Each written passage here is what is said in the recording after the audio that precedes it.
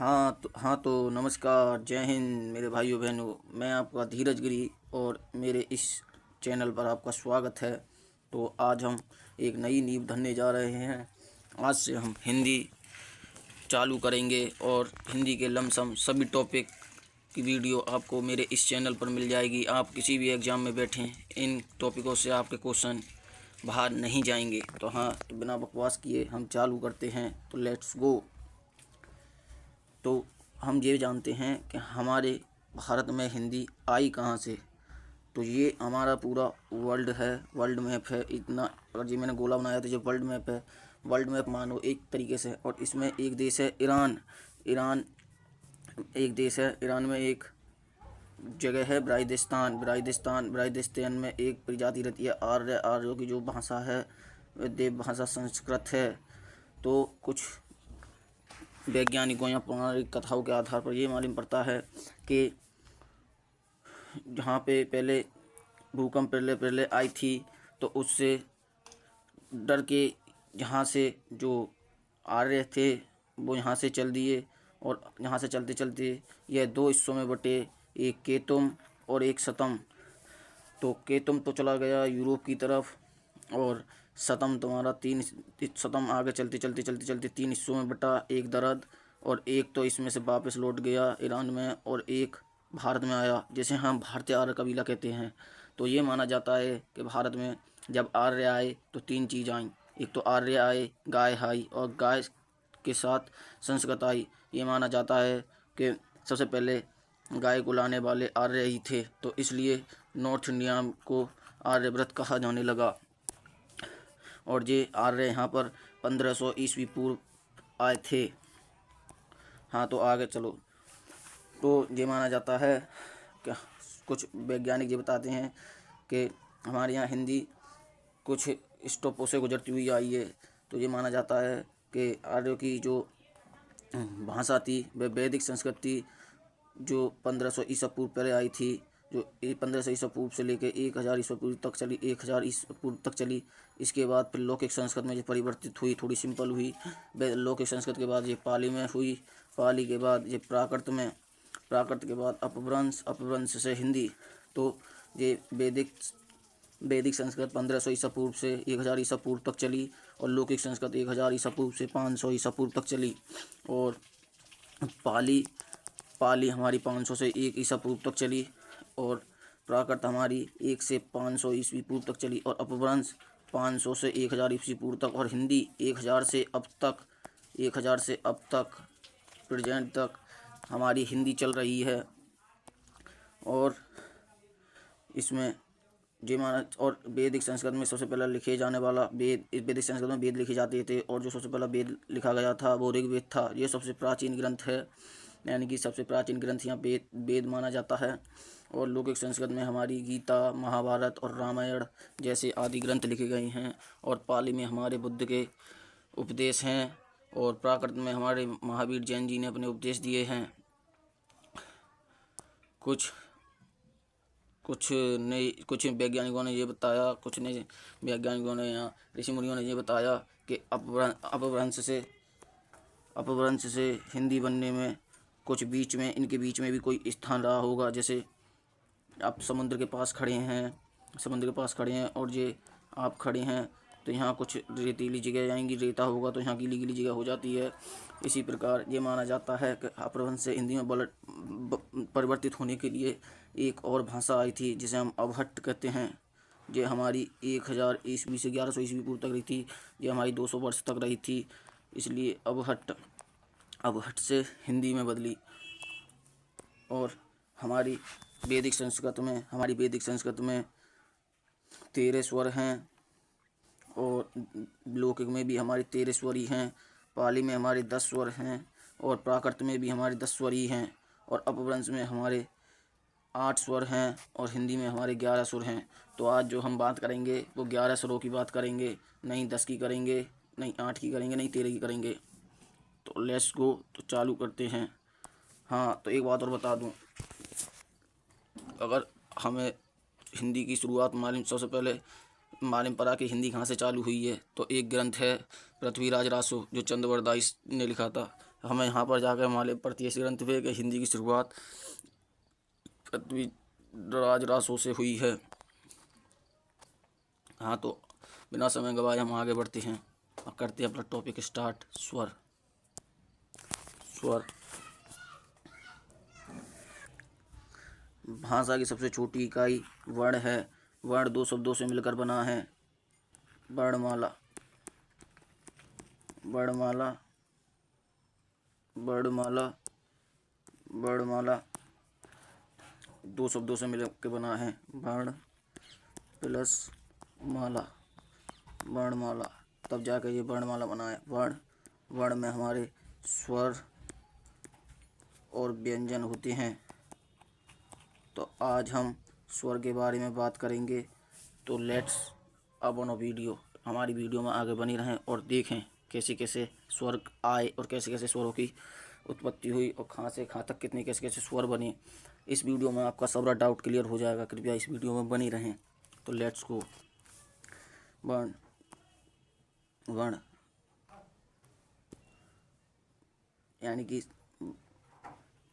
वर्ण दो हैं, स्वर और व्यंजन। स्वर और व्यंजन। तो हम आज इसमें स्वर की बात करते हैं। तो स्वर को हम चालू करते हैं। कुछ वैज्ञानिकों के अनुसार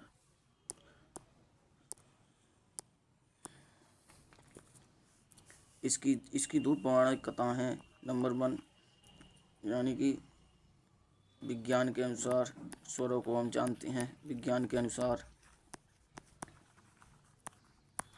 अनुसार हम स्वरों को जानते हैं। नंबर 2, विज्ञान के अनुसार कुछ वैज्ञानिक ये मानते हैं कि जो पहले के आदमी थे वो अपने पत्थरों या दीवारों पर अपने प्रतिचिन्ह बना देते, उससे हम वर्णों को पहचान देते। लेकिन उन्हें देख तो लेते थे मगर उनको पढ़ना असंभव था। पहचान तो लेते थे मगर उनको पढ़ना असंभव था, इसलिए ये अमान्य घोषित कर दिया। दूसरा आया पौराणिक कथाओं के अनुसार।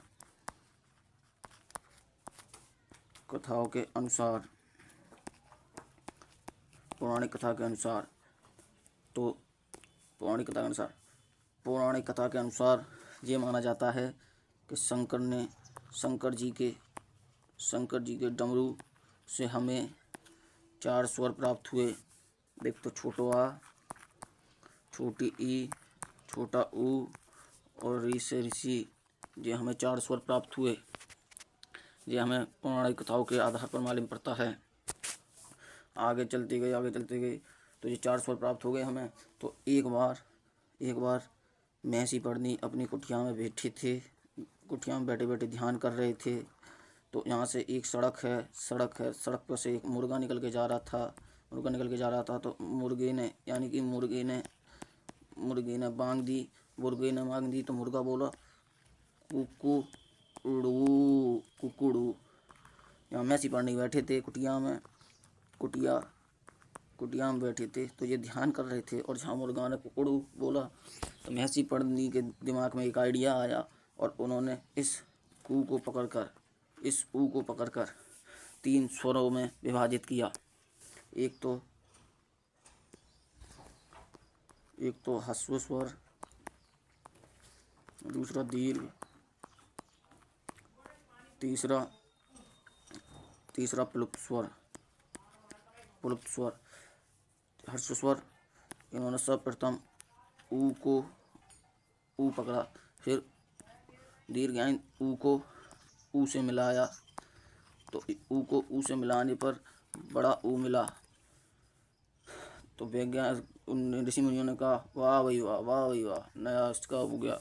फिर इन्होंने 3 को मिलाया, ऊ और ऊ को मिलाने पर इन्हें तीसरा बड़ा ऊ प्राप्त हुआ, जिसे हम प्लुप्त स्वर कहते हैं।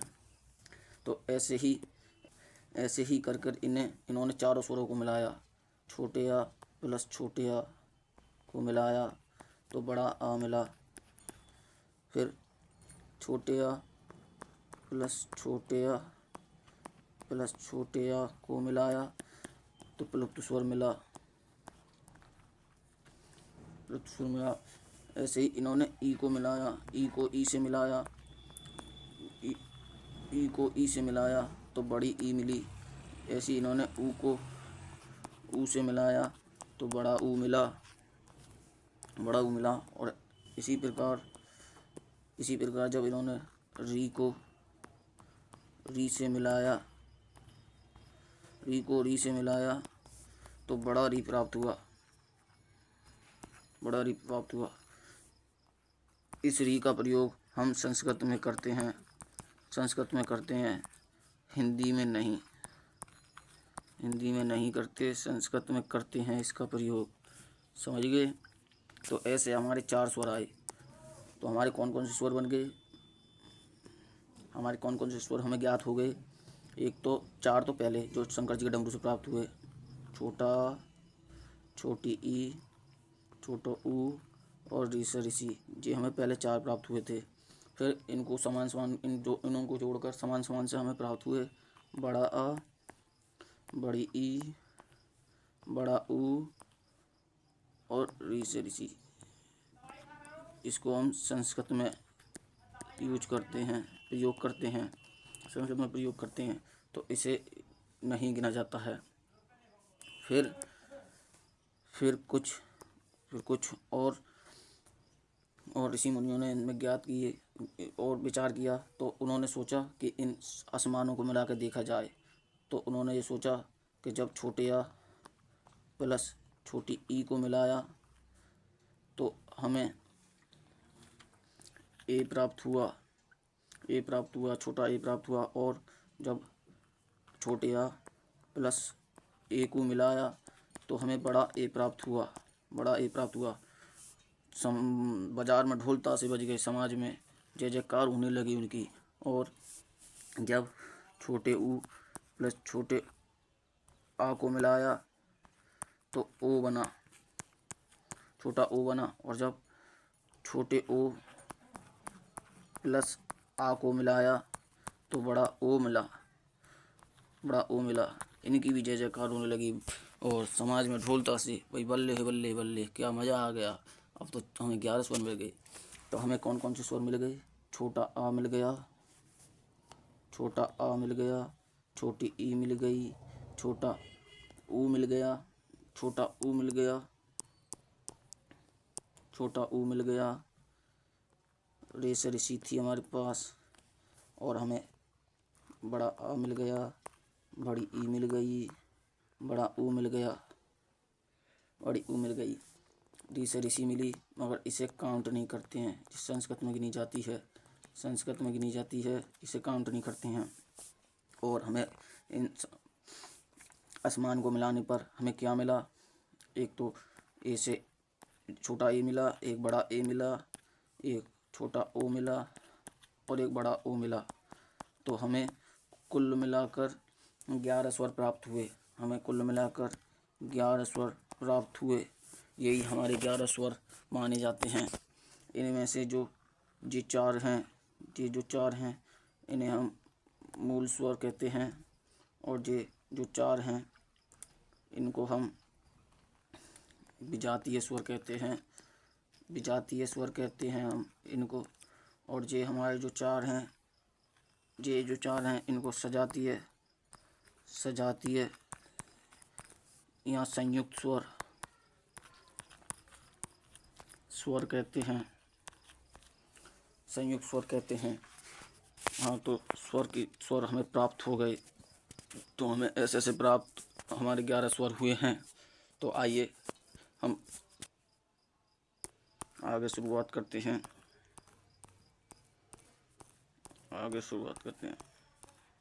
स्वरों के कुछ थोड़े भेद पढ़ लेते हैं। स्वर वे वर्ण जिनके उच्चारण में किसी अन्य वर्ण के सहयोग की आवश्यकता नहीं होती है, अर्थात स्वतंत्र रूप से उच्चारित होने वाली ध्वनियाँ स्वर कहलाती हैं। जैसे छोटा आ, इसमें किसी वर्ण की आवश्यकता नहीं है, ये खुद बोल जाता है अ। स्वर उसे कहते हैं जो एक झटके में बोल जाए, किसी भी स्वर की आवश्यकता न हो और खुद अपने आप निकल जाए, एक झटका में निकल जाए और नहीं संघर्ष करना पड़े। छोटा बड़ा आप किसी भी स्वर को बोल कर देख लेना, 11 तक आपको ज़्यादा संघर्ष नहीं करना पड़ेगा। और एक परिभाषा ये है, वे वर्ण जिनके उच्चारण में फेफड़ों से छोड़ी जाने वाली वायु वाग्यंत्र वे किसी अवयव को स्पर्श किए बिना स्वतंत्र रूप से बाहर निकल जाते हैं, स्वर कहलाते हैं। जो मैंने बताया वो ये नहीं, स्वर हमारे 11 होते हैं, 11 हमारे स्वर 11 होते हैं। 11 जो मैंने बताए थे, ये 4 तो हमारे 1 2 3 और ये 4 ये हमारे मूल स्वर हैं और मूल स्वर हैं। और ये छोटा बड़ा आ, बड़ी ई, बड़ा ऊ, ये हमारे दीर्घ स्वर हैं, दीर्घ स्वर हैं तो ये भी 4 दीर्घ स्वर ही, बशर्ते ये संयुक्त और विजातीय हैं।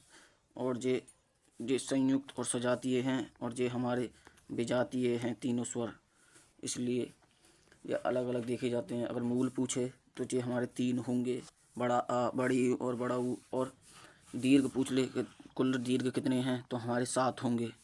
ये बात को याद रखना, यह हर बार क्वेश्चन आता है पेपर में। तो हम आइए तो आगे देखते हैं स्वरों की मात्रा।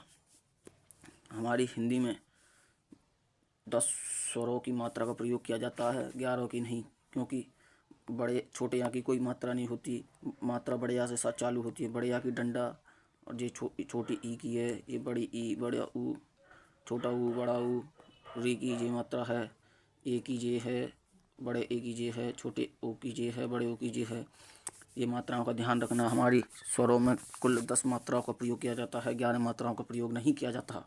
आइए तो आगे बढ़ते हैं। स्वर को उच्चारण और स्वरों का वर्गीकरण हम 5 प्रकार से करते हैं। उच्चारण के आधार पर, एक होष्टाकृति के आधार पर, एक जिह्वा की क्रियाशीलता के आधार पर, एक मुखाकृति के आधार पर और एक नासिका के आधार पर। हाँ, तो हम ये वीडियो यहीं रोकते हैं, हम अपनी वीडियो को विराम देते हैं। हाँ, तो भाइयों बहनों, अगर आपको आगे वीडियो देखनी हो तो आप हमारे चैनल पर बने रहें और हमारे चैनल को सब्सक्राइब करें। और आपके एक सब्सक्राइब से हम शिक्षा में क्रांति ला सकते हैं। आप हमारे चैनल को सब्सक्राइब करें please, like comment and share करें। अगर आपको ये वीडियो अगर अच्छी लगे तो चैनल पे बने रहें और आगे भी आपको इससे बढ़िया बढ़िया वीडियो मिलेंगी। हाँ, तो हम ये टॉपिक यहाँ से कल को चालू करते हैं। Thank you watching.